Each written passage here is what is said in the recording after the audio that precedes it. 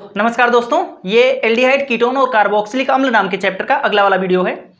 इससे पहले वाले वीडियो में हम लोग ये सीखे थे कि कार्बोक्सिलिक अम्ल का निर्माण कैसे करते हैं, उसे बनाते कैसे हैं।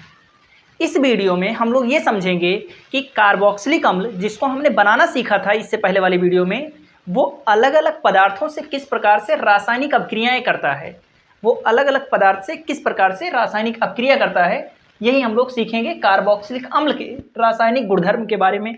तो चलिए स्टार्ट करते हैं हम लोग। पहली अभिक्रिया हम लोग देखते हैं। कार्बोक्सिलिक अम्ल की सबसे पहली अभिक्रिया है सक्रिय धातुओं से क्रिया, यानी कि कार्बोक्सिलिक अम्ल सक्रिय धातुओं से किस प्रकार से अभिक्रिया करता है ये सीखेंगे।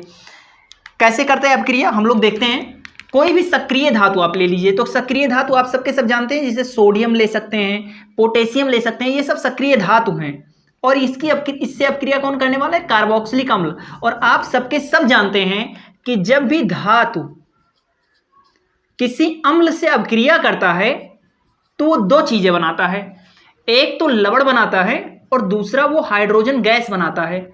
अगर कोई भी अम्ल जैसे कार्बोक्सिलिक अम्ल किसी भी धातु से अभिक्रिया करता है तो क्या बनाता है? लवण और हाइड्रोजन। ये हम सबके सब जानते हैं।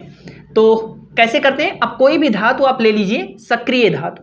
सक्रिय धातु का मतलब होता है जो सक्रियता श्रेणी है उसमें हाइड्रोजन से ऊपर वाले जो तत्व हैं, या शुरुआत के 2, 3, 4 तत्व जो हैं वो सक्रिय धातुओं में आते हैं। जैसे लिथियम हो गया, पोटेशियम हो गया, सोडियम, ये सब सक्रिय धातु हैं। तो पोटेशियम ले लीजिए या सोडियम ले लीजिए, तो कोई भी धातु आप ले लीजिए, प्लस की जगह पर प्लस लगाइए। और अम्ल कौन सा लेंगे? तो हम लोग कार्बोक्सिलिक अम्ल के रासायनिक गुण पढ़ रहे हैं, इसलिए कार्बोक्सिलिक अम्ल ले लेते हैं, CH3COOH, और रिएक्शन करवाते हैं। तो रिएक्शन कैसे होगा आप सबके सब जानते हैं।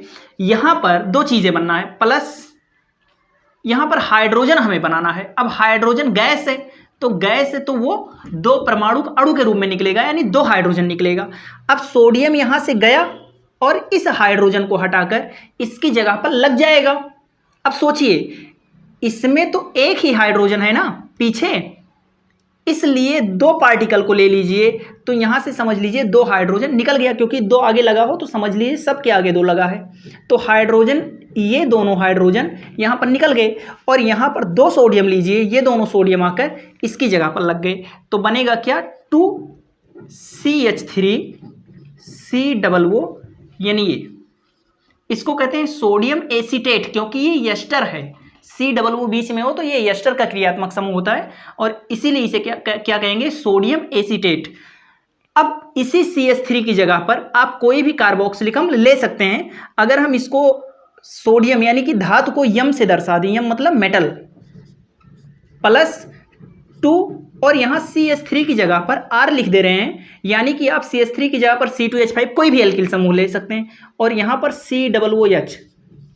तो इस तरह से हम लोग दर्शा सकते हैं। ये दोनों यम आकर यहाँ पर लग जाएंगे और फिर बन जाएगा 2R की जगह पर R, सिंगल बॉन्ड, COO, यानी ये, और फिर ये H क्या होगा? H तो बाहर निकल जाएगा, यानी ये की जगह पर मैं यम लिख दे रहा हूँ, प्लस यहाँ से दोनों हाइड्रोजन बाहर निकल जाएंगे। तो ये आप लोग लिख सकते हैं, आप लोग स्क्रीनशॉट लीजिए।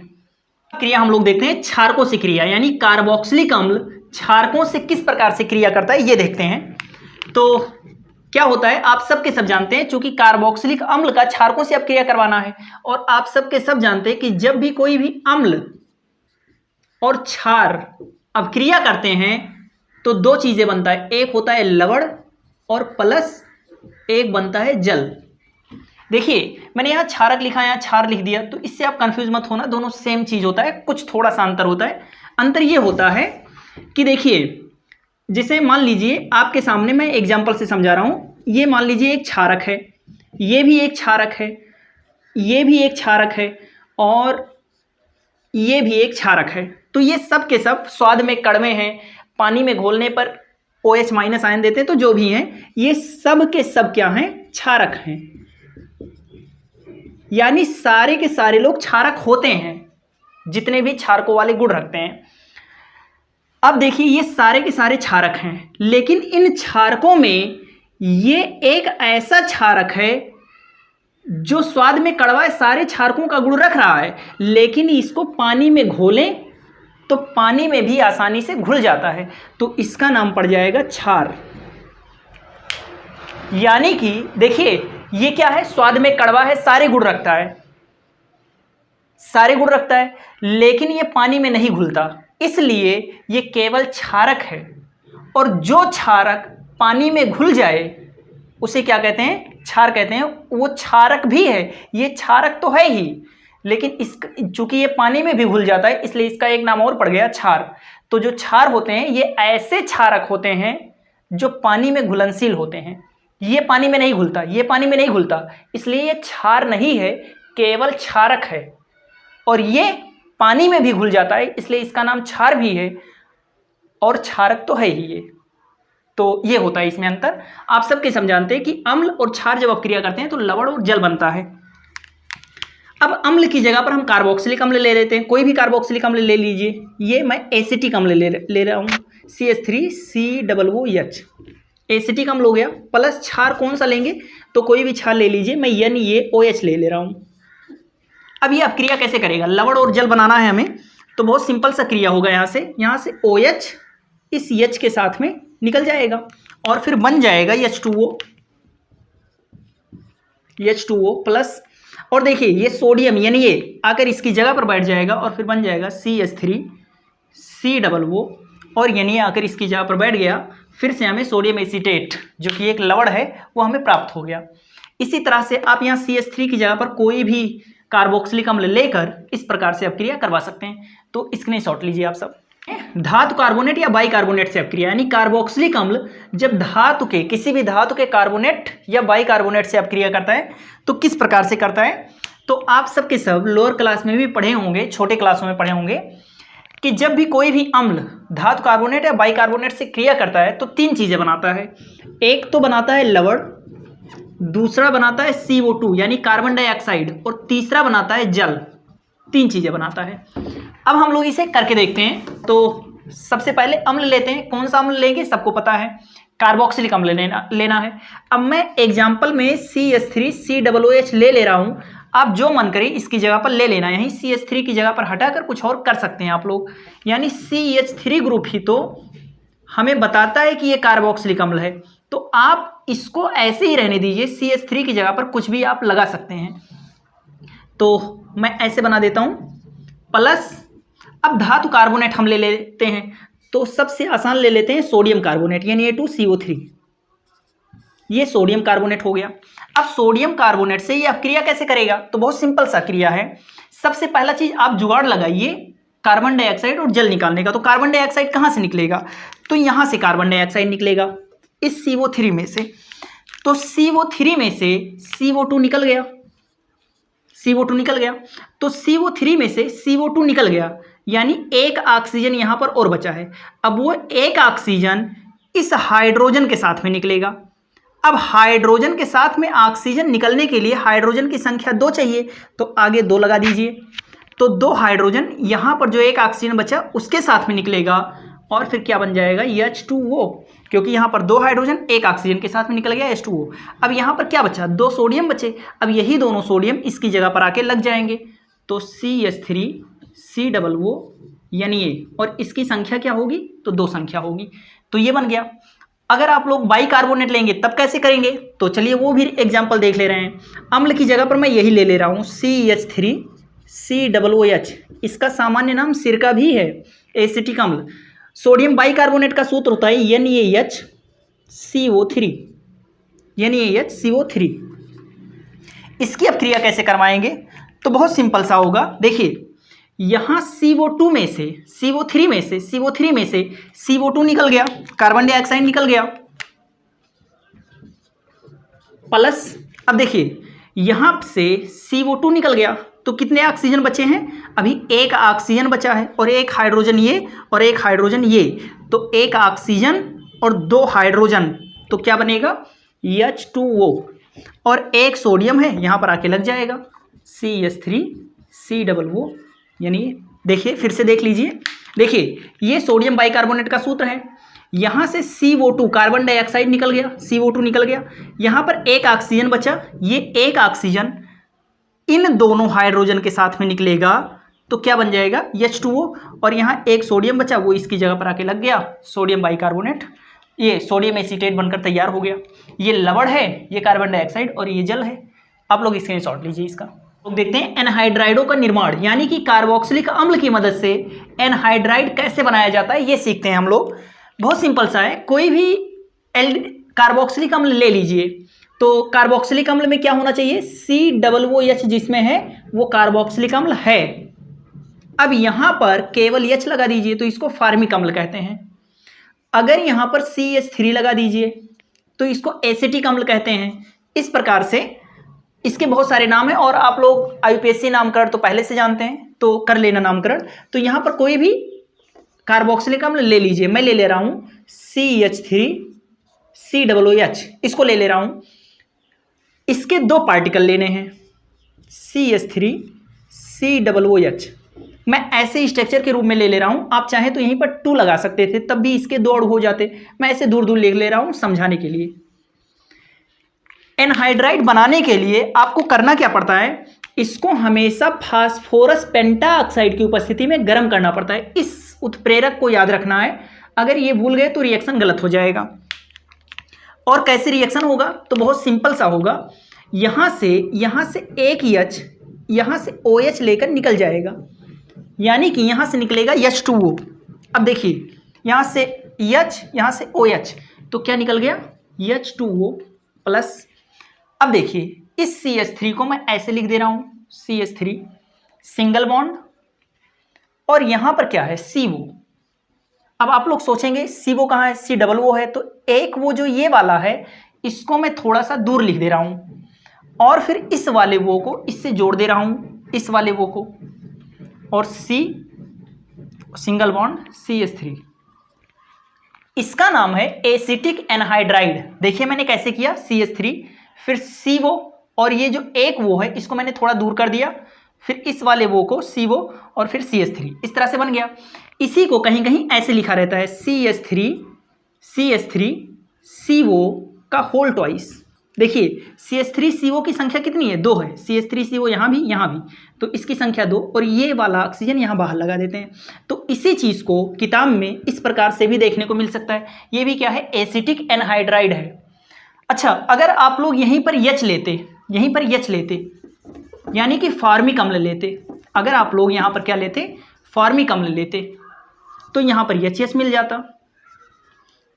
तो इसको कहते हैं फार्मिक एनहाइड्राइड। और जब आपने यहाँ पर CH3 लिया तो ये बन गया एसिटिक एनहाइड्राइड। फार्मिक एनहाइड्राइड जो होता है वो बहुत ही अस्थायी होता है, बहुत कम समय के लिए बनता है, इसलिए फार्मिक एनहाइड्राइड आप लोग मत एग्जाम्पल में लिखना। एसिटिक एनहाइड्राइड आप लोगों के लिए अच्छा एग्जाम्पल हो सकता है।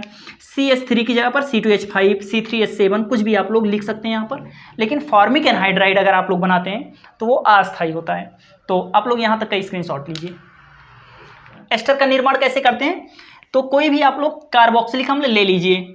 एग्जाम्पल में मैं ले रहा हूँ CH3COOH प्लस, और इसमें हम लोग ले लेते हैं एथिल एल्कोहल। कोई भी एल्कोहल डाल दीजिए, यानी कार्बोक्सिलिक अम्ल में जब कोई भी एल्कोहल डालते हैं तो एस्टर का निर्माण होता है। कैसे होता है देखिए, आप लोग यहाँ पर ले लेंगे CH3OH, ये ले लेते हैं हम लोग। अब ये एल्कोहल है और ये क्या है, कार्बोक्सिलिक अम्ल। इन दोनों की जब अपक्रिया करवाते हैं, अच्छा ये रिवर्सिबल है, यानी कि इन दोनों को मिलाने से जो चीज़ बनेगा वो दोनों अपक्रिया करके फिर से ये चीज़ बन सकता है। ये अपक्रिया होगा H+ आयन की उपस्थिति में, यानी कि अम्ल की उपस्थिति में। तो अम्ल की उपस्थिति में ये रिएक्शन करवाते हैं, तो कैसे होता है रिएक्शन, बहुत सिंपल सी क्रिया होगा। चूंकि ये अम्ल है तो H+ आयन देगा, तो यहाँ से H+ लेना है और यहाँ से OH- लेना है, और फिर बन जाएगा H2O। क्या बनेगा, H2O, और H2O बन गया। बाकी को ऐसे जोड़ दीजिए जैसे है, तो क्या है CH3 COO और फिर CH3, ये क्या बन गया, मेथिल एसीटेट। ये आपके सामने मेथिल एसीटेट बन गया, जो कि एक एस्टर है, क्योंकि बीच में COO समूह है तो वो एस्टर होता है। हम लोग इसकी क्रिया विधि समझते हैं। तो क्रिया विधि में हम लोग स्टेप 1 देखते हैं। सबसे पहले क्या होता है, जब हम लोग कोई भी कार्बोक्सिलिक अम्ल, एल्कोहल और कोई भी एसिड, स्टेरॉइड, एसिड जो H प्लस आयन दे सके, इन तीनों को जब डालते हैं एक में तो कौन सी क्रिया होती है? सबसे पहला काम होता है, हम CH3COOH को यहां पर लिखते हैं। स्टेप 1 में होता है CH3 और इससे क्या जुड़ा है? COOH। देखिए मैंने COOH को स्ट्रक्चर के फॉर्म में लिख दिया, COOH इस तरह से। यहां पर क्या होता है? सबसे पहला काम होता है इस H प्लस का आक्रमण होता है, यानी कि इन तीनों को जब आपस में मिक्स करते हैं तो सबसे पहला काम ये क्या करता है? इस पर आक्रमण करता है। अभी ये कुछ नहीं करेगा, तो पहले स्टेप में क्या होगा? इस पर ये अम्ल का H प्लस आयन आक्रमण करेगा। और आक्रमण कहां पर करेगा तो ये भी देखते हैं। देखिए आप सबके सब जानते हैं, यहां वो पर कौन सा? यहां पर 2 लोन पेयर है। वो पर लोन पेयर मतलब होता है युग्मित इलेक्ट्रॉन है, और युग्मित इलेक्ट्रॉन इसको बॉन्ड देकर बॉन्ड बना सकता है, तो ये यहां पर जाकर आक्रमण करेगा। और जैसे इस पर आक्रमण करेगा तो यहां पर होगा क्या? CH3 तो ऐसे रहेगा, सिंगल बॉन्ड, C की जगह पर C, डबल बॉन्ड की जगह पर डबल बॉन्ड। इस वोस का जो ये दोनों लोन पेयर इलेक्ट्रॉन था, इसने इसको दे दिया और इसको खुद से जोड़ लिया। और जैसे ही इसको जोड़ा तो क्या हुआ? ये H प्लस आकर इससे जुड़ गया, तो ये तो संतुलित हो गया। ऑक्सीजन के 3 बॉन्ड होने की वजह से इस पर आ गया प्लस चार्ज, और यहाँ पर नीचे OH पहले से है, तो ये होगा पहले स्टेप में क्रिया। फिर सेकेंड स्टेप में क्या होगा देखते हैं। मैंने इसको देखकर यहाँ पर लिख लिया है। अब यहाँ पर होगा क्या? यहाँ पर देखिए ये प्लस चार्ज है, चूंकि ये प्लस चार्ज है तो प्लस क्या करेगा? इलेक्ट्रॉन को अपने तरफ खींचेगा।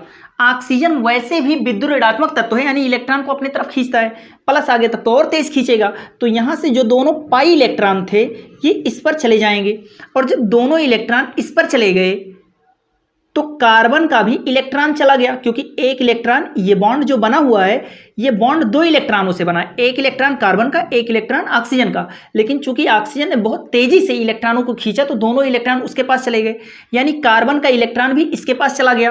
अब कार्बन का इलेक्ट्रॉन चला गया, माइनस वाली चीज चली गई, इलेक्ट्रॉन पर माइनस होता है, तो इस पर आ जाएगा प्लस चार्ज। और फिर अगले स्टेप में क्या होगा?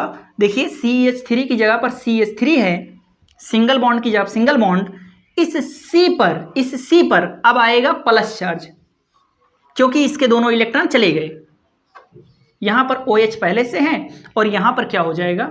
वो H, यानी ये OH संतुलित रूप में हो गया, क्योंकि इसने तो इलेक्ट्रॉन खींच लिया और अपना माइनस चार्ज खत्म कर दिया। अब तीसरे स्टेप में देखते हैं क्या होता है। तो स्टेप 3 में क्या होता है, मैंने इसको देखकर यहां पर लिख लिया है। तीसरे स्टेप में जो आपने CH3OH डाला था, CH3OH डाला था, इस CH3OH के इस ऑक्सीजन पर भी लोन पेयर इलेक्ट्रॉन है। ये लोन पेयर इलेक्ट्रॉन इस कार्बन के प्लस वाले पर आकर आक्रमण करेगा और फिर इससे जुड़ जाएगा। किस प्रकार से जुड़ेगा आप सबके सब जानते हैं। CH3 को यहां पर लिख दीजिए, CH3 सिंगल बॉन्ड की जगह सिंगल बॉन्ड, इस कार्बन को यहां पर लिख दिए, OH दोनों लगे ही हैं, और ये वो आकर इस कार्बन से जुड़ गया, ये वाला वो आकर इस कार्बन से जुड़ गया। और इस वो से क्या क्या जुड़ा है? एक हाइड्रोजन जुड़ा है और एक CH3 जुड़ा हुआ है।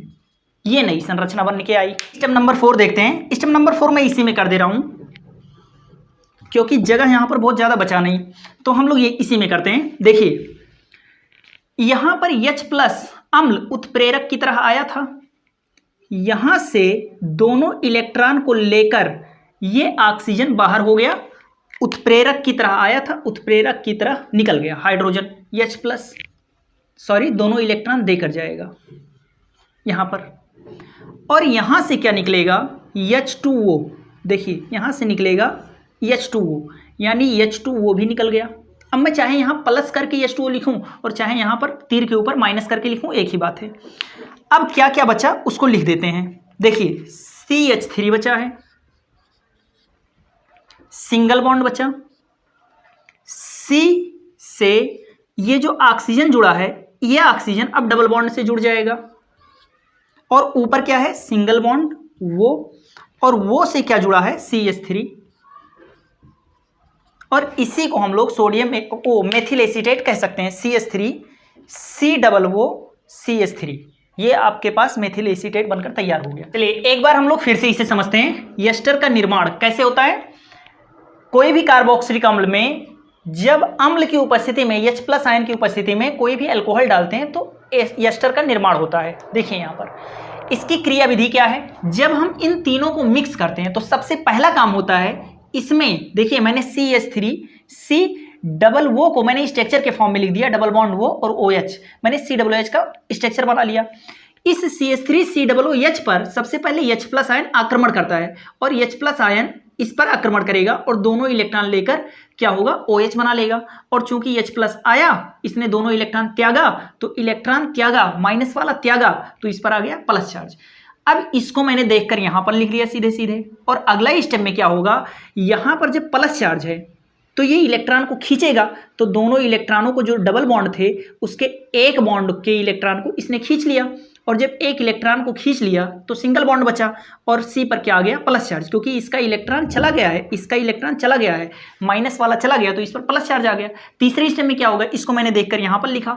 फिर ये जो बना इस पर क्या करेगा, ये अल्कोहल का जो ऑक्सीजन है इस पर दोनों पर लोन पेयर है, तो ये अपना इलेक्ट्रॉन इसको देकर इससे बॉन्ड बना लेगा। तो देखिए CH3 फिर C और इससे दोनों OH जुड़े ही हैं और ये ऑक्सीजन आकर इससे जुड़ गया, तो मैंने O को इस पर जोड़ दिया और फिर इस O से H और CH3 जुड़ा ही है। और अगले स्टेप में क्या होगा, बहुत सिंपल सी क्रिया होगी। देखिए ये ऑक्सीजन जो है, ये ऑक्सीजन दोनों इलेक्ट्रॉन को खींच लेगा और H प्लस निकल गया, H प्लस। अब देखिए उत्प्रेरक की तरह आया था, उत्प्रेरक की तरह निकल गया और फिर यहाँ से H2O निकलेगा और फिर यहाँ पर C और O के बीच में डबल बॉन्ड बन जाएगा, क्योंकि C का एक बॉन्ड यहाँ से नुकसान हुआ है क्योंकि OH चला गया, तो यहाँ पर क्या कर लेगा, डबल बॉन्ड बना लेगा। आप लोग स्क्रीनशॉट लीजिए।